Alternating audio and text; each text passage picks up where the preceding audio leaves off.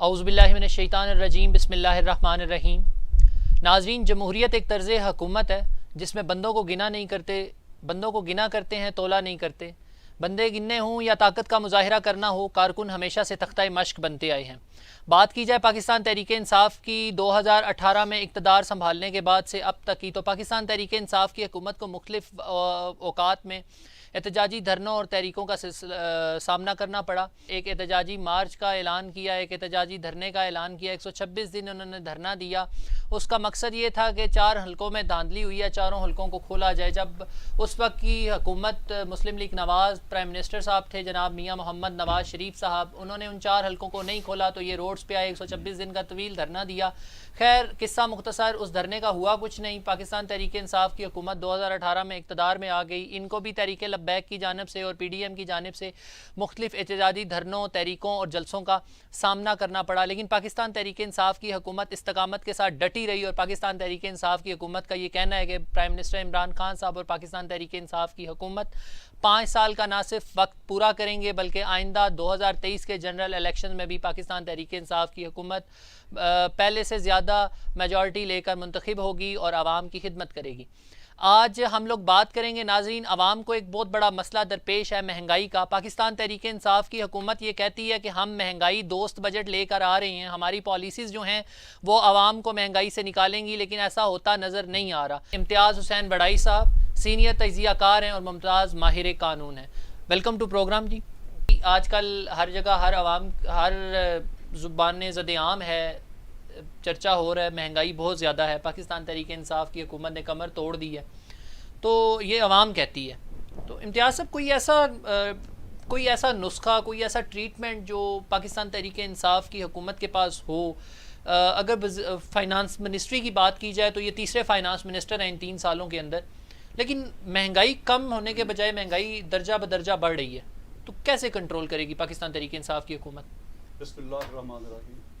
देखिए, इसमें 2 चीज़ें, एक तो ये है कि जो टीमिंग की प्रॉब्लम है ना PTI गवर्नमेंट की, इसमें चूँकि इमरान खान साहब जो है उनकी मैं समझता हूँ मजबूरी भी है कि उनको कोलिशन गवर्नमेंट बनाना पड़ी है, जिसके अंदर इनको बाज़ का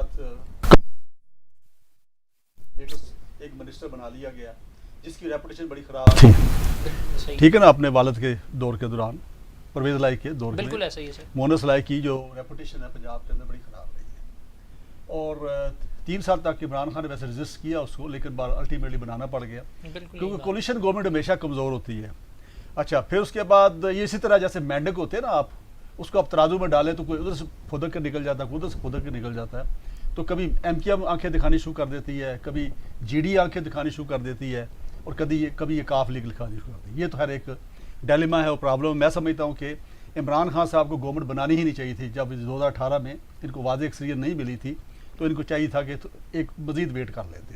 खैर एनीवे, अब जो टीम आ गई उसके अंदर फिर प्रॉब्लम ये हुआ कि वो जो नज़रियाती लोग थे, जैसे ये मैडम बैठी हैं हमारे साथ, अब ये नज़रियाती लोग पीछे रह गए।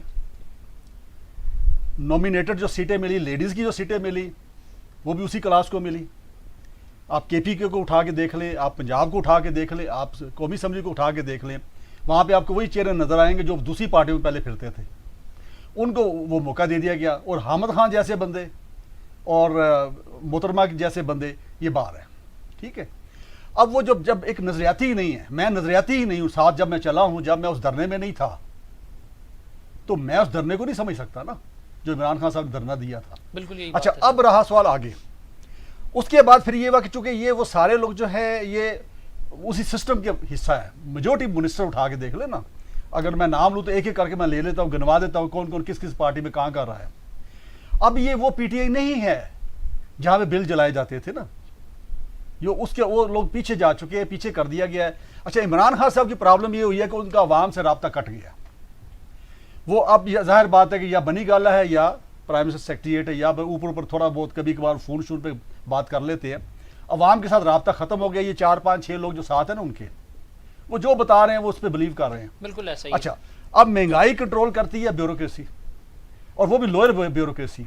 कौन करता है? SHO करता है महंगाई कंट्रोल, मजिस्ट्रेट करता है, प्राइस कमेटियाँ करती हैं, लोकल बॉडीज़ का जो सिस्टम है या डिस्ट्रिक्ट मैनेजमेंट है वो करती है। अब वो सारी जो है अनफॉर्चुनेटली ये सारे मियाँ नवाज शरीफ के ज़माने के लोग भर्ती हुए हैं, उस ज़माने के वो सारे ग्रो करके जो उस वक्त एक एएससी भर्ती हुआ था वो एसपी बन गए हुए हैं।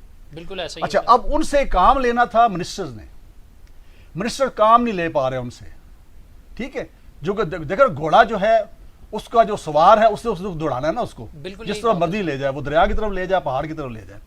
अब ये उनसे काम नहीं ले पा रहे और महंगाई उन्होंने कंट्रोल करनी, क्योंकि अवाम को इससे गर्ज नहीं है कि इमरान खान साहब की तकरीर बड़ी अच्छी है, इमरान खान साहब के ये कर दिया वो कर दिया, इससे कोई गर्ज नहीं है अवाम को। अवाम को गर्ज है कि दाल कितने की मिल रही है, आटा कितने का मिल रहा है, गोश्त कितने का मिल रहा है। अब देखिए चीनी का रेट क्या है, दवाइयों के रेट डबल से ज्यादा हो गए हैं और बिलीव मी कि लोग मर रहे हैं बेचारे।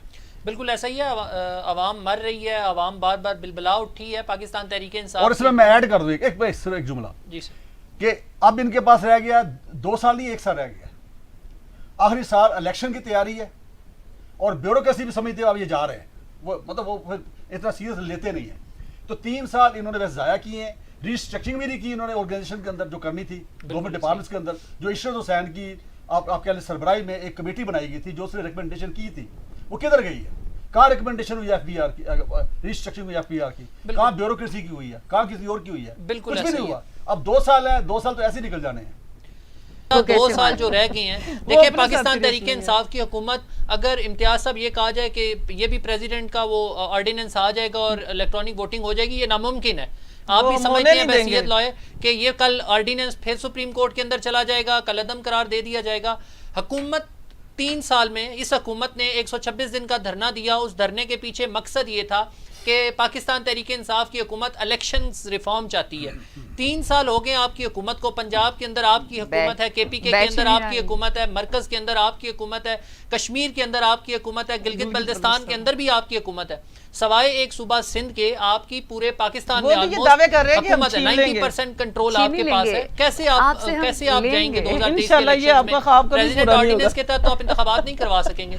देखिए असल में ये आपने जो कहा ना कि सारी ये गवर्नमेंट जो सूबाई गवर्नमेंट, एक्चुअली ये जो पार्लियामेंट है, फेडरल पार्लियामेंट, इसकी जुरिस्डिक्शन में आता है। ये जो इलेक्शन लॉज को अमेंड करना है ना, वो कौमी असम्बली और सेनेट करेगी, सूबाई असम्बलियाँ नहीं कर सकती इसके अंदर ना। तो वो जितने भी लॉज, अब उसके अंदर कुछ कॉन्स्टिट्यूशन के अंदर चीज़ें दी हुई हैं, जैसे सीक्रेट बैलेट का है उसके लिए, सेनेट के लिए। अब कॉन्स्टिट्यूशन के लिए अमेंडमेंट के लिए 2/3 मेजोरिटी चाहिए। बिल्कुल ऐसा ही। अच्छा, अभी जो है मौजूदा भी जो सेनेट है इसके अंदर मेजोरिटी नहीं है पीटीआई की, इसमें इनकी अददी लिहाज से अपोजिशन की ज़्यादा वहाँ पे है। अब असल में चक्कर ये हो गया है कि ये जो अपोजिशन पार्टीज़ हैं, एक तो है पीटीआई के लिए बड़ा बेनिफिट है और ये मैं कहता हूँ ब्लेसिंग है कि इनको अपोजिशन भी वो मिली है। अब अपोजिशन के दोनों जो बड़ी मेन स्ट्रीम पार्टी हैं, पाकिस्तान पीपल्स पार्टी है, पीएमएलएन है, उनकी सारी सियासत जो है वो इंडिविजुअल सियासत हो गई है। वो अपने अब्बा जी को बचाने में लगे हुए हैं सारे ना।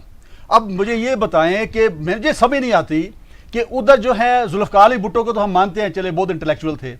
मोहतरमा बेनज़ीर जो है उनको भी है, कहते हैं अभी शहीद है और बड़ी इंटेलेक्चुअल थी, इसमें कोई शक नहीं है।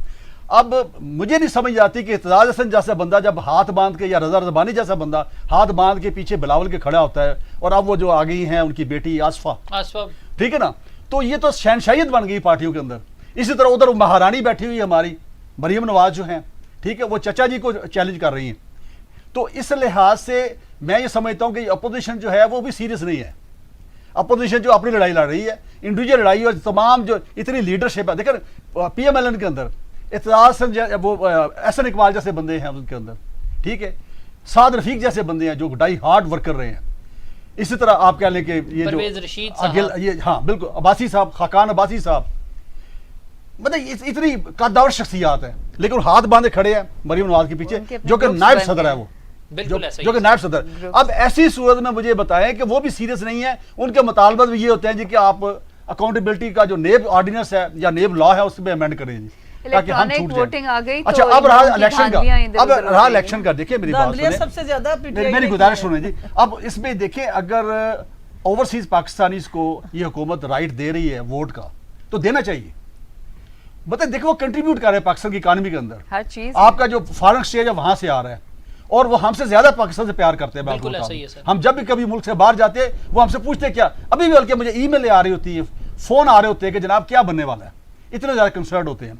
तो तो उनको अब जब ये स्टेज आ जाती, क्योंकि पता है इनको ज्यादा डर है कि पीटीआई को शायद वोट ज्यादा मिले वहां से, बिल्कुल ऐसा ही, तो वो नहीं चाह रहे कि वो उसमें शामिल हो क्या जाए। कहते हैं, नवाज शरीफ लंदन जाके जरूर है, लेकिन वहाँ के लोग जो है ना यहाँ पे भुट्टो साहब ने भेजा था ना, तो आज वो जरिए मुबादला पाकिस्तान में भेज भुट्टो साहब ने अच्छे काम किए। हाँ, भुट्टो साहब ने अच्छे काम किए, पाकिस्तान खुशहाल है अभी, ये बैरून मुल्क की वजह से नहीं, भुट्टो साहब ने बड़े अच्छे काम, 3-4 बड़े अच्छे, कश्मीर का सॉरी आप बात 3-4 बड़े अच्छे भुट्टो साहब के काम जो मैं गिनता हूँ।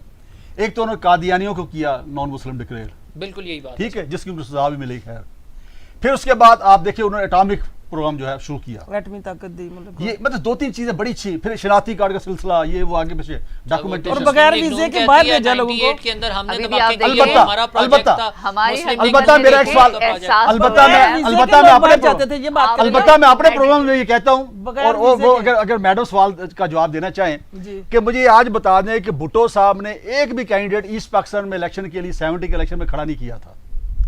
इसी तरह मुजीबुर रहमान, शेख मुजीबुर रहमान मरहूम ने भी कोई एक भी कैंडिडेट वेस्ट पाकिस्तान में खड़ा नहीं किया था। ये क्यों नहीं किया था, मुझे बताएं जरा, ठीक है? इसका जवाब मुझे नहीं मिलता। मैं अपने प्रोग्राम में पूछता हूँ, मुख्तलिफ हमारे दोस्त हैं जो, कि भी अगर आप इलेक्शन लड़े हैं और एक जो विंग है पाकिस्तान का, ईस्ट पाकिस्तान बहुत बड़ा सूबा था, वहाँ आप एक भी कैंडिडेट खड़ा नहीं कर रहे, तो फिर आप इक़्तिदार में कैसे आएंगे? बिल्कुल यही बात है, इधर तुम उधर हम वाली पॉलिसी सर।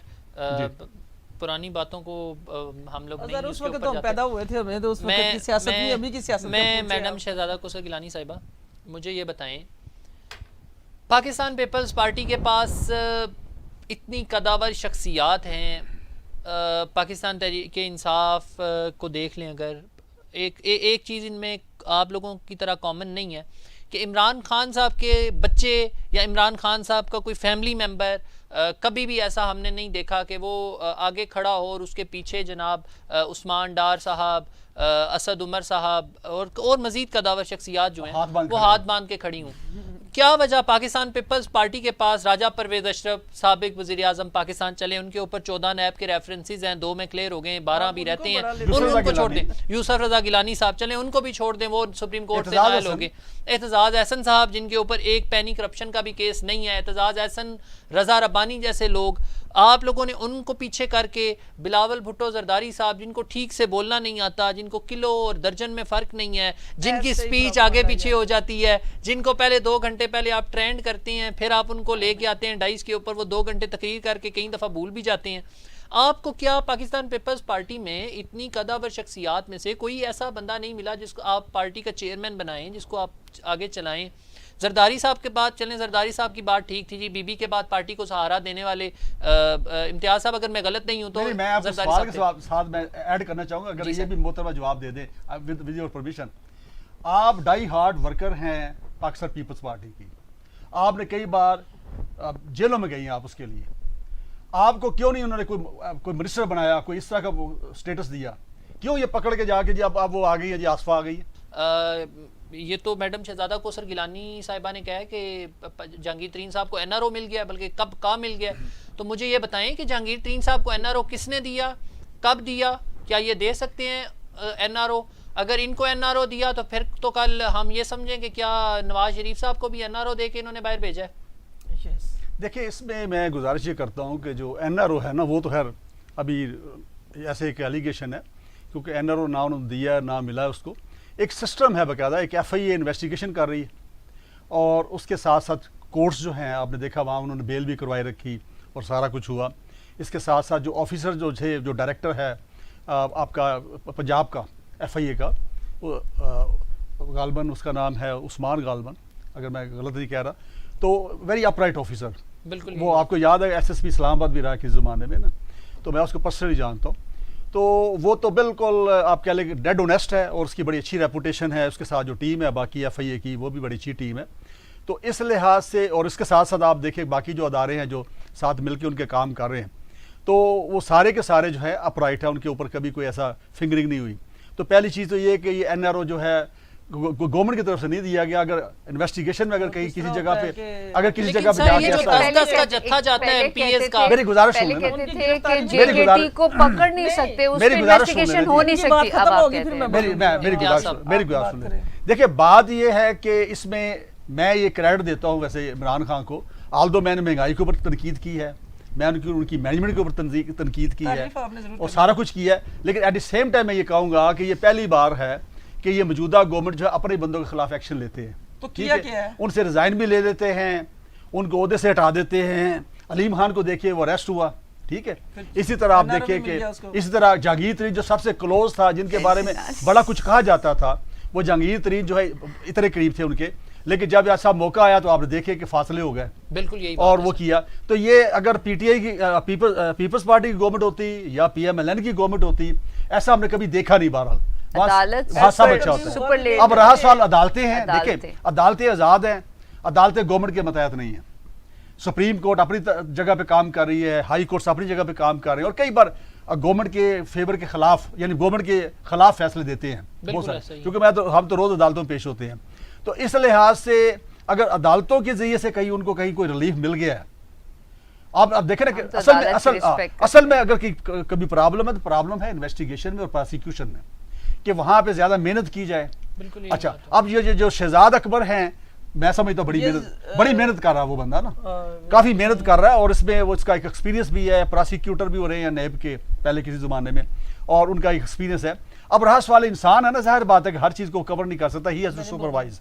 तो इसलिए मैं ये समझता हूँ कि जो एनआरओ का इल्जाम है वो मेरा ख्याल इमरान खान किसी को भी शायद ना दे, अपनी शायद बहनों को भी ना दे वो ना। अभी तक के केसेस को देखा जाए अगर, तो ये लेके जाते हैं, लताड़ते हैं, नैब केस बनाता है, प्रोसिक्यूटर पेश होता है, तो अदलिया तो कहती है जी इसके ऊपर तो केस ही नहीं साबित, यार आप कैसे केस बना के लेके आ रहे हैं? समझते हैं कि कहीं ना कहीं कोई ऐसा नजर आ रहा है कि कोई बदला लेने की या इंतकामी कार्रवाई की कोशिश। देखिए गुजारिश ये मैं गुजारिश करता हूँ, देखिए बात ये है कि पहले तो पीएमएलएन और पीपल्स पार्टी एक दूसरे को जेलों में डालते रहे, ठीक है ना। अब जहाजों में बाहर भेजते हैं। बेनजीर जो है उनको जितने केस मियां नवाज शरीफ साहब के दौर में बने, और वो बेचारी कई अदालतों में भुगतती थी अपनी तारीख, कभी लाहौर जा रही, कभी कराची जा रही है ना, तो ये आपस में लगे रहे हैं।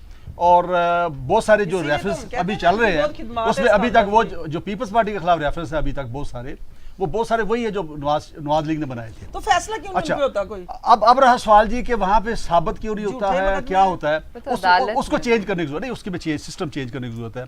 उसमें जो प्रोसिक्यूटर रखे जाते हैं या सरकारी वकील रखे जाते हैं ना, एक तो बड़ी थोड़ी सैलरीज पे होते हैं वो बेचारे, और कॉन्ट्रैक्ट पे होते हैं, यानी साल के साल उनका कॉन्ट्रैक्ट रिन्यू हो रहा होता है, उनको जॉब सिक्योरिटी नहीं होती, ठीक है, और प्लस उनकी बड़ी थोड़ी सैलरी होती है। अच्छा वकील जाता नहीं है, अच्छे वकील को ये हायर नहीं कर पाते। जब डिफेंस होता है वो अच्छा वकील हायर करता है, और वो जो है पूरी मेहनत करता है, और उसको फिर चूंकि वो इंडिपेंडेंट भी होता है, किसी का मतहत नहीं होता, तो वो आर्गूमेंट्स का जो आप कह लें कि क्वालिटी है वो बेहतर होती है। तो इसमें इनको फोकस करना चाहिए। एक तो नेब के अंदर जितने भी लोग इन्वेस्टिगेटर हैं ना, उनका आप देखिए एफआईए है ना, उसके अंदर पुलिस आई हुई है, पुलिस के ऑलमोस्ट 60% 70% ऑफिसर पुलिस के बैठे हैं वहाँ पे।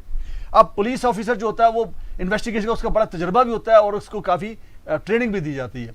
अब नेब के अंदर इन्होंने क्या किया, इन्होंने डायरेक्ट लोग रखे, ठीक है, उनकी रबिंग नहीं हुई बाकी इन्वेस्टिगेटर्स के साथ।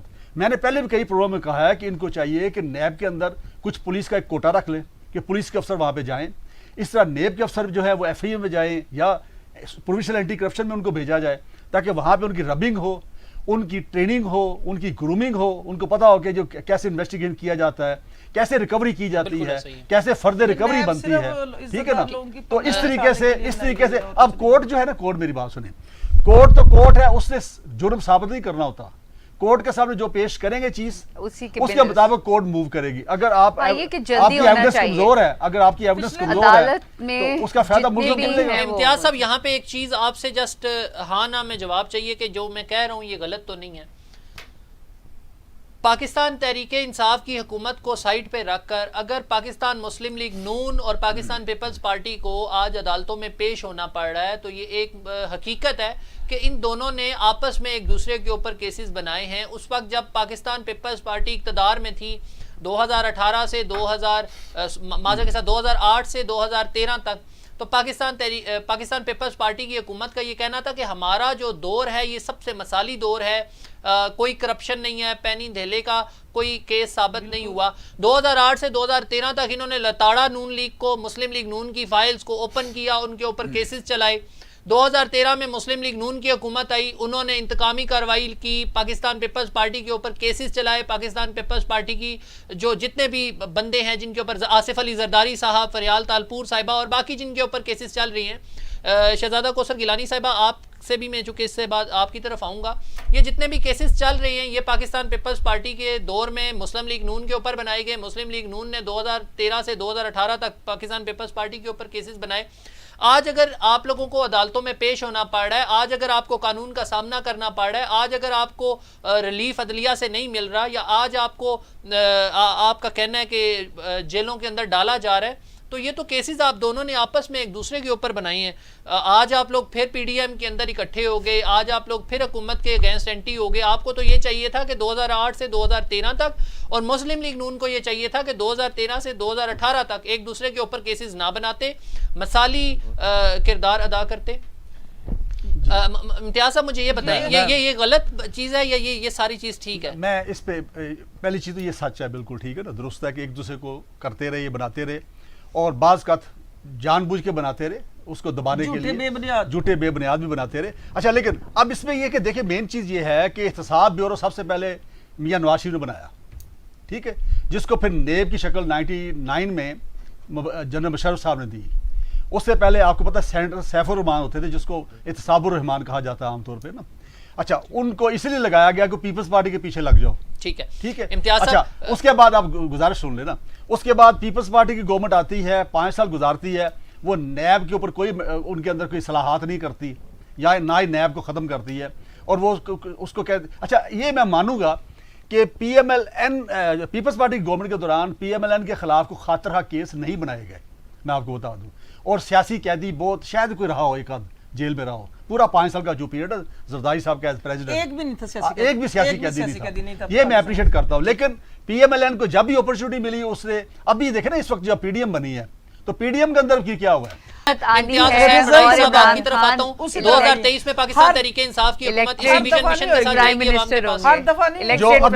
जो अभी तक परफॉर्मेंस है पाकिस्तान PTI की 3 साल की, वो बड़ी पैथेटिक है, पैथेटिक परफॉर्मेंस है। इसी के साथ प्रोग्राम को प्रोड्यूसर साहब की तरफ से इंस्ट्रक्शंस आ रही हैं जी, प्रोग्राम को वाइंड अप करना है। नाज़रीन, लड़ाई लड़ाई लड़ाई, और हम लोग हमेशा ये देखते हैं कि जो भी हुकूमत आती है अपोजिशन के साथ एड़ी चोटी का जोर लगा कर लड़ाई करती है। अपोजिशन की कोशिश होती है हुकूमत के साथ हर उस मुमकिन हद तक जाकर लड़ाई की जाए और ये बताया जाए कि ये हुकूमत बड़ी चोर है, और हुकूमत कहती है अपोजिशन बड़ी चोर है। इस चीज़ से हमें निकलना पड़ेगा, हमें आवाम की खातर टेबल टॉक के ऊपर बैठना पड़ेगा, क्योंकि मौजूदा हुकूमत के पास जो इख्तियारात हैं वो ना मेरे पास है, ना पैनल के पास है, ना अपोजिशन के पास है, ना आवाम के पास है। हुकूमत रिलीफ दे सकती है, आवाम की तमाम तर नज़रें हुकूमत की तरफ हैं कि पाकिस्तान तहरीक इंसाफ की हुकूमत आखिरी 2 साल में आवाम को क्या रिलीफ देगी और किस बेस पे 2023 के इंतखाबात में आवाम के पास जाएगी। इसी के साथ मुझे इजाज़त दीजिए, अल्लाह ने के बाद।